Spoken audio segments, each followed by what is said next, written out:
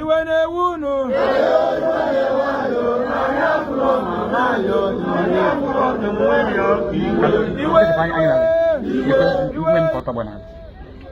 Let na aja we elipere lekwe chine mam ka otobo ntiwe mkpu bowa kwana ha nwoke ya agbata ndewonu ụmụnne m ndị Igbo ndị ọma njem ọnụ ekelekwa m unu ebe nsi ewetara unu ozi a bụ n'ụlọ ozi ndị sim.ha asịrị FM aka m bụkwa nwanne gị nwoke 042 Solex onye akụkọ ụwa. Ihe onyonyo a ị na-ahụ n'iru ebe a bụ ihe onyonyo nke nwanne anyị nwoke bụ Maazị Ezeakụ Ejiofor zipụtara n'iru akwụkwọ efere mba ụwa ya, bụ ihe onyonyo na-egosi ka ya na ndị otu ya bụ ndị omenala bụ ụzọ eziokwu si wee gaa mgbaru n'ụlọ otu onye otu ha bụ onye nke ihe mberede okporo ụzọ napụrụ nwunye ya na nwa ya. Dịka ya bụ Maazị Ezeakụ si wee kọwaa na ihe mberede okporo ụzọ ahụ mere na mgbede nwanne ụnyaa n'okporo ụzọ si Mkpọ Junction wee gawa Ụmụoji. O wee na-etiku aka na-achị steeti Anambra bụ Gọvanọ Charles Chukwuma Soludo si ya na ndị Contractor o nyere ego ka ha rụọ ya bụ ụzọ ji agbasaghị wee soro ya bụ ọrụ bụ nke ama dịka I don't care, n'ihi na ọ kọwara na ihe kpatara ya bụ ihe mberede okporo ụzọ bụ na ndị na-arụ ọrụ ụzọ bịara gwuo olulu n'etiti ụzọ wee gwuchaa olulu, hapụ ya bụ olulu wee gawa na-etinyeghị ihe ọbụla ga na-egosi ndị mmadụ na o nwekwara olulu egwuru ebe a. Ụgbọala na-agara onwe ya wee rute na olulu ahụ. Ọ dịkasị na mgbe ọ na-achọ ka o zee ya bụ olulu ka mgbe ọ na-adakpunye n'olulu ka ọ kụrụ nwaanyị ya na nwa ya so wee na-aga ịzụta ihe na mgbede ahụ. O wee gaa n'iru wee rịọ ya bụ Gọvanọ Soludo si ya na ọ mara na ụzọ ahụ osisi rụọ, o wepụtara ego osisi rụọ bụ ka ọ dịrị ndị obodo na mma, mana ihe ọ na-arịọ bụ ka ndị gọọmenti nye aka wee jide kọntraktọ enyere ya bụ ọrụ bụ onye nke na-emeghị ihe o kwesịrị ime ka ndị mmadụ hapụ ịdaba n'ọnya dị otu ahụ. Na ọ bụrụ na gọọmenti enweghị ihe ọbụla ha mere maka ya, na ha bụ ndị omenala bụ ụzọ eziokwu ga-eburu ozu nwaanyị ahụ na nwa ya bụ ndị nwụrụ anwụ wee butere ndị gọọmenti na ụlọ gọọmenti dị n'Ọka. Ogologo okwu adị mmanụ ka mgbede, ya mere buru oche gị kpudobe nso ma nọrọ ala ka anyị nye anya na ya bụ ihe onyonyo ma nụrụ n'olu nwanne anyị nwoke a bụ Maazị Ezeakụ Ejiofor ya na nwoke nke ọzọ bụ onye nke ihe mberede okporo ụzọ ahụ napụrụ nwunye ya na nwa ya nwaanyị ndụ ha. Ya mere asịla na Solex si kama lere onyonyo ya. iwe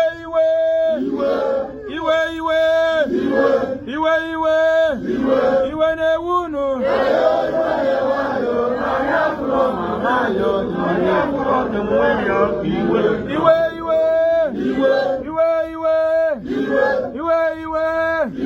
iwe na-ewunu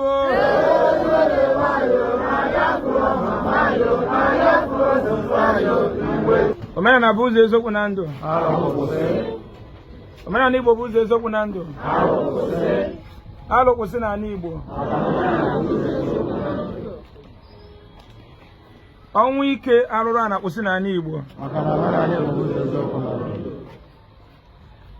Gọvanọ Charles Chukwuma Soludo, the executive governor of Anambra State. Ihe anyị ji akpọ ọlụ gị afa maka na ọ gị nwa dị ka father of Anambra State today in terms of government. And the work of government is to protect life and properties. Ihe anyị ji wee na-akpọ gị bụ na ị gaghị agba agbachi eche. Ị na-anya fụ nwanne anyị nwoke n'ebe a ka ya na-anya mmiri na-eme. Ị na-anya efu ụmụaka omenala bụ ụzọ eziokwu na ndụ ka ha na-anya mmiri na-eme. Ị na-anya efu all the members of omenala bụ ụzọ eziokwu na ndụ worldwide ka anyị na-anya mmiri na-eme. Ọ gịnị bụ the cause? Bụ na Contractor iwepụtara ego onye ya lụziela anyị ụzọ si from Mkpọ Junction gawa Ụmụoji, bịa jide etiti main road gbuwa into two. without eating anything caution. Mokego dia caution tape nkịtị. Nwunye nna anyị ukwu a bawa strong member n'omenala bụ ụzọ eziokwu na ndụ. Na di ya nwaanyị wee pụta n'abalị nwanne enyi ka ha jee gote mosquito coil. Wee kwụrụ n'akụkụ moto young shagro na-amahụ n'onu na-ada ebe ahụ wee maa dị pothole jee magoro mmadụ na-aba n'ụlọ nwe ha n'akụkụ enu gbuo ha na-abụ. Ndị omenala ya ekwe ụmụ omenala ya ekwe ụna ga-ekwe anyị asị na ya ma nkwụ ya n'ihe anyị ji gbawa Soludo anyị ji si na ọma mgba agbacha eche bụ na ọma nweta ego ka ha lụ ụzọ bịa kwakwuru ebe ha na-alụ ụzọ. So n'ihe ọ ga-emeela anyị bụ na Anambra State Government under the leadership of Soludo ga-provide anyị contractor ji ọrụ ahụ under must. Ha ga-provide anyị the contractor ji dị ọrụ under the law. Failing to do so, anyị ga-eburu ozu mmadụ na-aba jedo na government house n'Awka. Fire eri fire ya. We appreciate the governor by his sign ego ke wee doziela anyị ụzọ. Then omeghalụ wee sign ego si meziela anyị ụzọ. Na onye nyeziri ego common caution tape nkịtị ụtụtụ a kịta na edi video evidence ka ọ na-play here. Ụtụtụ a m bịara ebe a ka ha jizi hilux evidote ma plate number and everything wee buteze those caution wee doweze from ebe agbagowe to Ekemkpọ si ebe a dowe gabato. O nwere onye ọbụgodo onye kpụrụ isi ọ bụrụ na ụdị ha dị ogodo onye kpụrụ isi ifuru n'ihe ị ga-ebido mee gịnị slow down. Mana driver na-agala onwe ya hoping no express ọ bụrụzie tata bụ 9th of August 10th of August ka unu ya ebutezi caution after ka o gburu mmadụ ịtọ not only na ogburu onye otu anyị after ka eburu ndị otu anyị ajewe mọchụwa na sị na omehọ 10 minutes ogbukọ onye ọzọ. Not only that mụnwa nụrụ anọ m n'Owere onye isi ndị nna Ogbefi Akụnne wee kpọọ m yesterday gwa m na mkpagba akpalụ na nwanne anyị nwaanyị na-achịkọta ụmụaka omenala bụ ụzọ eziokwu na ndụ every Sunday. Ọ ka na-enechewa ya ka ọ fụrụ nwa 17 years. Every Sunday ọ maghị ụzọ bịa na-achịkọta ụmụaka na-akụzili ife tata ụmụaka afọrọ that our sister. Nwunye m na-ebesa akwa. Nwunye m si ọ pụtara na this our sister ma nkụzie ka maka nwa ma bụ every Sunday bịa kurie. Onye gburu nwanne ya bụrụ odogwu. Onye gburu nwanne ya bụrụ odogwu. A whole satisfied engineer enye contract ịlụ ụzọ igbuwe etiti main road without putting caution. A na-eme eme n'ụwa niile. Ndị omenala na ya ekwe. Ụna ga-ekwe. Ụna ga-ekwe. Now, yesterday m si Owerri rush ya na-abịa n'abalị ebe 10. The same spot gburu ụmụnna ya ka m nwa nwekwara accident the same place with my Highland and Blue.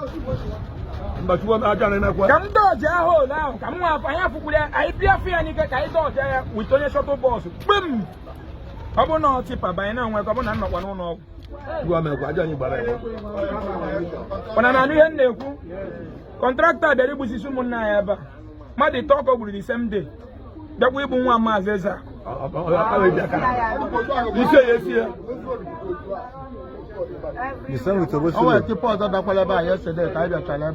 Ka anyị bịachara ebe a na-anakwa anya otipa dakwa dị ya. So ya na Anambra State Government na-ayọ His Excellency Charles Chukwuma Soludo biko anybody bịara maybe this your government we must fight against that person. You know, we go fight against that person. But someone eating a deaf ear to us. Nige hayenti. Man, I even don't know na buzi ezo kunando ge burozu wanta kelia na mamia bia na government house na Awka. And then my boy men na buzi ezo kunine on Tuesday. I get Melfa candle night na that spot. Ebe ahụ ha no me. Onye ọbụla pụtawa on Tuesday morning 9 a.m. Ma nwoke ma nwaanyị. Enough is enough. Anyị na-edozi, a na-egbula anyị ụmụnne anyị na-edozi.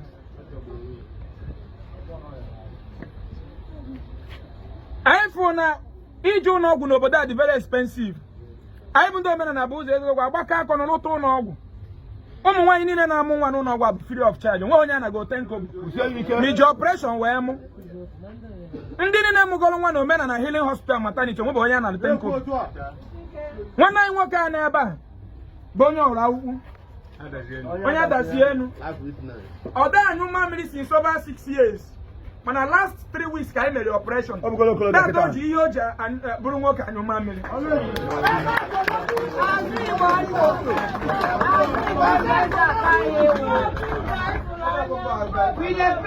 Agụwa mmadụ na-eme fibroid operation ebe a bụ agụta. Anyị na-edozi a na-emebi. Gọvanọ wepụta ego ka edozie, contractor emebie. Ọ bụrụ na gọọmenti of Anambra provide anyị the contractor under the law. Fama na ebu ihe ozu a. Ife ọ na-amasị ebe fa were ozu a wee mee. Anyị wee na-asị na obi adịla anyị mma. Agbalịrị egbuga anyị. Iwe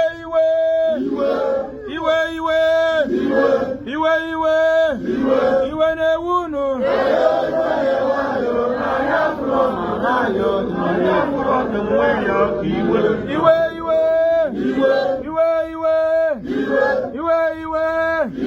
Iwe na-ewu unu.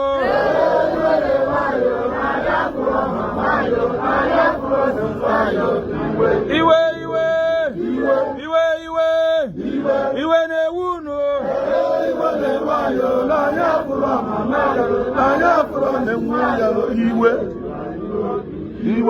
Ihe omenala bụ ụzọ eziokwu na ndụ ji wepụta movement a bụ ka anyị kpochesie ya na be anyị ka ọ dị ọcha. Maka na ndụ ụka felụrụ anyị nụ. Mere anyị ji sị ka anyị nwebe ọgbakọ omenala bụ ụzọ eziokwu. Maka ụdị ihe a mee n'ala Igbo, ihe ndị Reverend Father na Pastor na Bishop na-agwa anyị bụ na uncle anyị sendịrị motor accident. Si kpee ekpere ka Jizọs kwụsị motor accident. And I'm telling you in the whole world, onwere ebe ọ bụ Jizọs na-akwụsị motor accident. Ndị na-akwụsị motor accident bụ gọọmenti building a good standard road, giving a road speed limit monitoring camera. Mana ọ dịghọ na-aba anyị nụ. Ụdị ihe a mee mgbe anyị chaka na-eje ụka ọbịa. Ihe ndị Fada na ndị Pastor na Bishop ihe ekwu na Chukwu weta na Chukwu ewere ugo. Mana ihe anyị kwuru bụ na mmadụ welu nke a, Contractor bụ ihe welu ụmụnne anyị. And all they face the consequences under the law. Oh yeah, na your government of Anambra State. Let them provide him under the law. He says. Ihe anyị ji bido ọgbakọ omenala bụ ụzọ eziokwu bụ ụdị ya mee ka anyị gwa ụmụnne anyị na onwere onye village sendịrị the accident. Ka anyị gwa ndị banyị the cause of the accident. Anyị na-ekwu the cause of the accident. Anyị na-atie action. Many njizi onye ọbụla pụtawa on Tuesday. Ka anyị tie action gosi mba ụwa the cause of accident gburu mama na nwanne anyị nwaanyị. Gburu mmadụ ịtọ the same day. Nne na nwa, this woman gburu nwa for 9 months. Nye ala Zugidi Okucha Secondary School, a contractor, Governor Soludo nyere ọrụ anala anyị this woman na nwa ya. Wee sị na ihe contractor mere nwanne anyị ga-eji echiri azụ. Ọ ga-eji echiri azụ. So ihe njekwuru okwu abụ na ya ma ndị nata week ka ndị ụka ọbịa. Na-asị gị na Chukwu wetara na Chukwu ewelugo. Mba! Na na-ekwu on Tuesday onye ọbụla bịawa n'ilu ebe a ya bụ ihe mere n'iru landọ mi bụ onye omenala bụ ụzọ eziokwu mi na-abịa ọgbakọ ma ịda abịa ọgbakọ ịbụrụ onye n'ibe freedom fighter onye chọọ ka Igbo dị mma bịawa on Tuesday morning by 9 AM n'iru landọ ụzọ Simple Junction jewu ma oji ka anyị gwa mba ụwa ihe gburu ụmụnne anyị na nne mụrụ Contractor mee gịnị anyị sị mba na ọ bụrụ na agwọ emere o ji bụrụ agwọ nke a ga-enye aka na ọ bụrụ na gọọmenti of Anambra State respond through our action ọ ga-eme nwa ebe ọzọ na-arụkwa ụdị ha Contractor ejiri maka ihe mere onye otu ya tinye gịnị goshon maka onwere onye mmechi eburu ozu onye ọzọ n'isi ọ dịka ebu mkpụmkpụ onye ka ndị Fada na ndị Pastor ji ree ha n'Igbo resi ndị Britain resi gọọmenti anyị onye nwe ụdọ ọnwụ ike a tupu ụfọdụ eje nie ya ọcha je the family ego consign ya bụ ihe melụ onye a ji enwu agwa gị no attack no spiritual attack no ihe mere na mmụọ wee na-agwa na ụmụ Chukwu okike abịa mana aja anyị ọgwa anyị nwanwe Igbo ọ bụ na edoziri ebe a ndị ụka dị ọgbara dị idozi ebe okwu n'ụka ka ha bụ ihe a chọrọ bụ ego ha ga-eji ruo auditorium gbaa private jet ụna na nue na-ekwu ọ bụrụ na ha na-atinye ụdọ akshọn akịta anyị na-atinye gọọmenti will have do the needful in our life. ndị ihe na-agwụ bụ Tuesday morning onye ọbụla pụtawa we are still onye ọ na-aga black and black ndị na-eyiri akwa ndị na-eyiri black n'elu we are still pleading to the government of Anambra State and the father of Anambra State Chukwuma Charles Soludo. Omenala bụ ụzọ have done a lot under your government. Anyị emego ndị Anambra State uncountable operation free. Ọrụ ọrụ ndị na-enweghị ụlọ na Anambra State ụlọ free. Na duso ọgọ ọkụzụ ọ dị there. Ruo omenala healing hospital and maternity ụmụ nwaanyị Anambra na ụmụ nwaanyị Igbo na-amụ nwa free under your government. Ihe niile na to support government. And somebody nyere ego ka edoziela anyị okporo ụzọ ejide ego jide ndụ ụmụnne anyị. Anyị sị gị bịa nụrụ ọnụ anyị. Provide this young man under the law. Failing to do so, our governor, anyị ga-eburukwa ozu abute na government house. O nwezi unu ga-ebudo ozu mme unu eburu ya mme. Dodilo onye ọbụla na-eke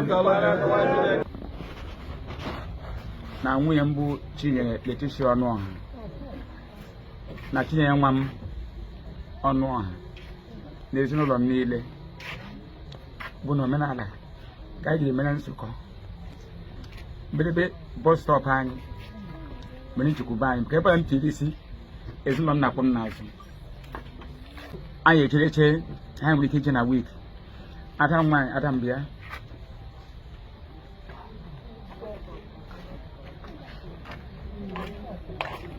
nke lechie waye eke n'ọnwa abụọ gara aga ka ọ nụchaziri kpụwa adịa nwaanyị sọ ọ bịakwana ka ya fụ ya anya na kemgbe ọnwa atọ na ya fụbeghị anya adịa nwaanyị abata na Fraịde dị na mmanya makụcha nwunye mkpado enwere garị ebe anyị na-akọ ugbo o ji mechata kpọchata ka eghe onye ọbụla were kiye batasị na mgbede afọ kwadochi ihe le ka eji eghe garị n'ụtụtụ Satọde ebe ụnyaahụ anyị erichekwara nri abalị Chinenye sị m dadi na ha ga-agba ụzọ jee ihe garị na-akpụ ya ndị mmiri na-ezosi nsị na ya sabeghị m nye ego ka je gote ncha were sụọ dị akwa si ya mgbanị ọ m ji ọrụ m si anwụnta tagasị agotekwa mosquito coil ka ọ pụọ n'iro ka ọ sọpụ ọkpa na dọ mgbe ya mesị mba achị ehunatala ụzọ ebe a jọrọ njọ ihe ndị na ebe na aghọtaghị ya ka ya pụrụ ya n'azụ ka ebe n'azụ ka ha nwee ike ego ọsịsọ bata ọ ka nwunye m na nwa m siri pụazie ha krọsụla main road na ị n'akụkụ ebe hipụrụ aja bụ akụkụ gota ka ndị na-agba n'ụzọ ji moto nwee ike kọtụ ọ pụọ ka ha krọsụọ moto yọngụ esegbosi ma aja ehipụrụ ma gota bịala ebe ha kwụ ja gbuo ha. Anọ m n'ime ụlọ nga sekuriti kọmpani anyị bịa kpọwa m omeka na mza ọsị m bịa ka ebe ụmụ m nọ si ha jere igote eriro ọsị m enwere asidenti mere ebe na ya ghọta ihe a na-akacha ebe ọ dịkwa njọ njegori ka m na-apụ he ka mmadụ 6 ma vụọ m ma ndị ha bụ ọgabiko were nwayọ sị gịnị ka m mere na-asị mgbe nwayọ hapụrụ m aka ka m nletịpụ anya n'ala lekwe nwe m ka ọ tọgbọ n'ala nle na aja nwe ehipere lekwe Chinenye nwa m ka ọ tọgbọ ntiwe mkpu kpọwa nwanne ha nwoke ya agbata ndị mmadụ biko onye aka 18 kpọrọ gawa ụlọ ọgwụ nwa nwoke bụ Chigozie na onye nwoke evuru moto bịa adị ha na moto anyị jebe Crown so na Crown tiwe mkpu n'abalị ahụ dọkịta apụta nọọsụ pụta dọkịta sata wetu obi ka amara ihe na-eme so tụtụ testi fee n'isi testi nka fee n'isi sayị na ha nwụkwana Second, we about one.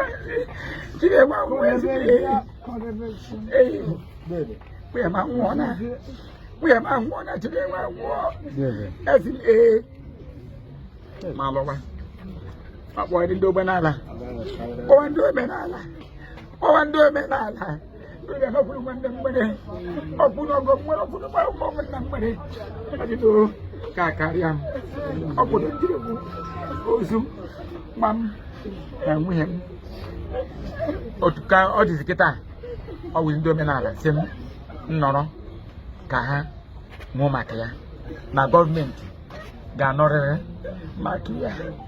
Makia. I want it. Government. Seeking to come with the Zulu minute. I gave you what I need. I swear, I wrote down, I swear, I wrote. In the Kalimene. Oh, look at him. I'll put that on. Diva. Contractor Basuganiwe.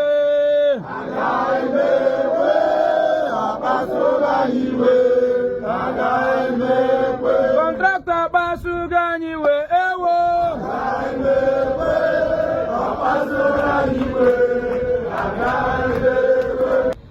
Ona vugo mpuni na anyị na-ekwu na reality hit again. Ikweta na ọ na-eme. And those reality anyị na-ekwu we are the preventable. And the prevention should be done practical.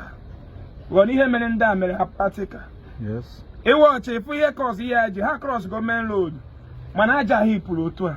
Ha na-echezi ka moto gafee ka ha gazie. Because onwere ka ha yesi na-aga nwanyị na moto na-abịa due to na aja ahụ achụrụ ụzọ. Moto yo nga ama ho no dey hard we mee gịnị. So I opportunity the phone. Opportunity the phone. Opportunity the phone. Obuna.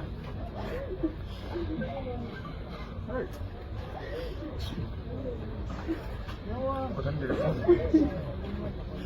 Le no ma we. Ma look at that. Le po ma ko, ma look at that. Le po ma je, ma look at that. Anti. Oh,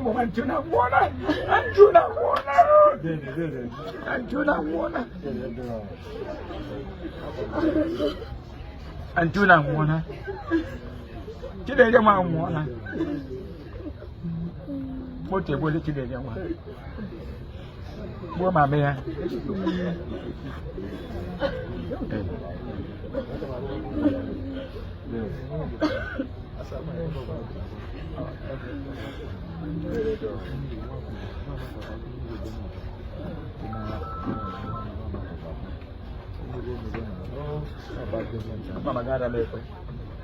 I'm not getting more. Amagem. You think I'm going to keep me? I don't know. Amagem.